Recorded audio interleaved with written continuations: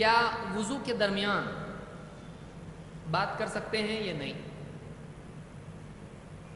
کیا نماز کی طرح وضو بھی ٹوٹ جاتا ہے بات کرنے سے، کہ ایک آدمی نماز میں بات نہیں کر سکتا ہے تو وضو میں بھی منع ہو؟ نہیں. ہاں، فضول باتیں کرنا کہ کون سی ٹیم نے کتنے رن بنائے اور کس ٹیم نے کتنے گول بنائے اور موبائل کتنے ملے اور اس طرح کی بے وجہ کی باتیں ایک آدمی کا وضو کی یا دوسری چیزوں میں یا مسجد میں کرنا یہ مناسب نہیں ہے.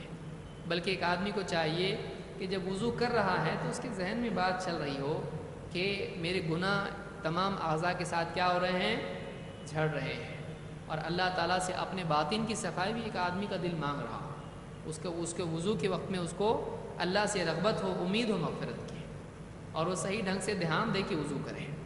تو بے وجہ باتیں اس میں نہیں کرنا چاہیے. لیکن کیا واقعی کوئی آدمی بات ہی نہیں کر سکتا ہے وضو میں؟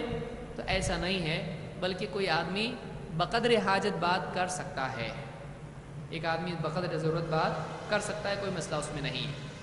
مغیرہ ابن شعبہ رضی اللہ عنہ فرماتے ہیں کنت مع النبی صلی اللہ علیہ وسلم، میں اللہ کے نبی صلی اللہ علیہ وسلم کے ساتھ تھا. ذات لیلۃ فی مسیر، ایک سفر میں رات میں. فقال لی، آپ نے مجھ سے کہا امعک ماء، تمہارے پاس پانی ہے؟ قلت نعم، میں نے کہا ہاں. فنزل، آپ اپنی سواری سے اترے. فنزل عن راحلته، آپ اپنے اونٹ سے اترے. فمشى، اور آپ چلے. حتى توارى في سواد الليل، یہاں تک کہ آپ رات کے اندھیرے میں جا چھپے. یعنی آپ چلتے گئے تو اندھیرے میں جب آدمی دور نکل جاتا ہے تو دکھائی دیتا ہے نہیں. حتى توارى في سواد الليل، سواد اللیل رات کا اندھیرا. ثم جاء، پھر واپس آئے.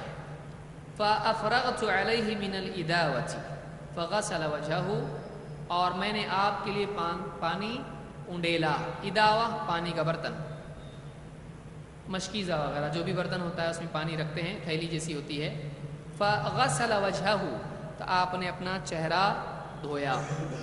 وعلیہ جبۃ من صوف، اور آپ نے اون کا ایک جبہ پہنا ہوا تھا. اون کا وولن، اون کا ایک جبہ پہنا ہوا تھا. فلم یستطع ان یخرج ذراعیہ منہا، آپ اپنے ہاتھ اس میں سے باہر، اس کی آستین تنگ تھی تو آپ اپنے ہاتھ اس طرح سے اس میں سے باہر دھونے کے لیے نکال نہیں سکے. تو آپ نے کیا کیا؟ حتی اخرجہما من اسفل الجبہ، تو آپ نے کیا کیا؟ اندر سے ہاتھ لیے اور جبے کے جو نیچے کا حصہ ہوتا ہے یعنی پاؤں کے قریب کا جبہ اٹھا کے آپ نے اس میں سے ہاتھ نکالا، دونوں ہاتھ نکالے. فلم یستطع ان یخرج ذراعیہ منہا حتی اخرجہما من اسفل الجبہ، تو جبے کے نیچے سے آپ نے دونوں ہاتھ نکالے. فغسل ذراعیہ ومسح برأسہ، تو دونوں ہاتھ آپ نے دھوئے اور آپ نے کیا کیا؟ سر کا مسح کیا. بعض دیکھیں آپ عرب وغیرہ ہوتے ہیں تو اندر سے تو پہنا ہوا ہوتا ہے ازار وغیرہ، تو اس طرح سے بالکل اٹھا کے بیٹھ جاتے ہیں اور وضو کرتے ہیں. تو جبہ آدمی اوپر بھی اٹھا سکتے، کوئی مسئلہ نہیں، بشرطے کہ اندر سے کچھ ہو، پاجامہ وغیرہ. تو آپ نے جبے کے نیچے سے ہاتھ نکال کے اپنے دونوں ہاتھ دھوئے اور سر کا مسح کیا. ثم اہویت لانزع خفیہ، پھر میں آپ کے پاؤں سے خفین، چمڑے کے موزے نکالنے کے لیے جھکا. صحابہ اتنی خدمت کرتے کہ لائی میں آپ کے جب موزے اتار دیتا ہوں، تو میں آپ کے موزے اتارنے کے لیے میں جھکا کہ میں اپنے ہاتھوں سے آپ کے موزے نکالوں، کیونکہ اللہ کے نبی صلی اللہ علیہ وسلم کی خدمت اور تعظیم صحابہ بہت زیادہ کرتے تھے. تو میں جھکا اس لیے کہ آپ کے موزے میں خود اتار دوں چمڑے کے. فقال دعہما، دعہما، چھوڑو چھوڑو موزوں کو، مطلب ان کو نکالنے کی ضرورت نہیں ہے. فإنی ادخلتہما طاہرتین، اس لیے کہ میں نے انہیں وضو کی حالت ہی میں پہنا ہے. ومسح علیہما، اور آپ نے کیا کیا؟ ان پر مسح کیا.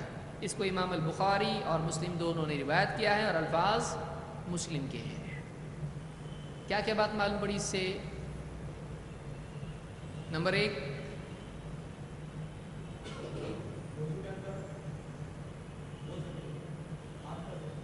مین مسئلہ اس میں کیا ہے؟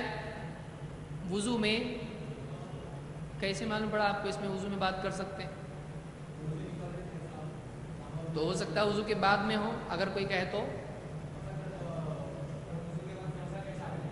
ہاں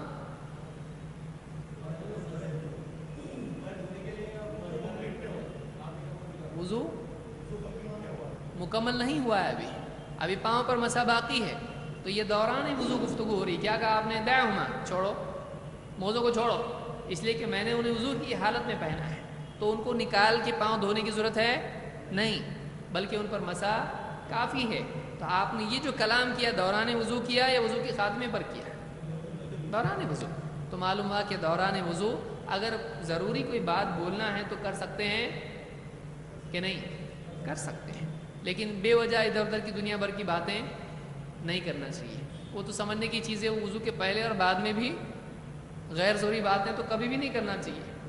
لیکن واقعی اگر کوئی آدمی وضو کی حالت وضو کر رہا ہے تو اگر کوئی ضرورت کی بات ہے تو آدمی وہ بات کر سکتا ہے. یہ ہوا ایک مسئلہ.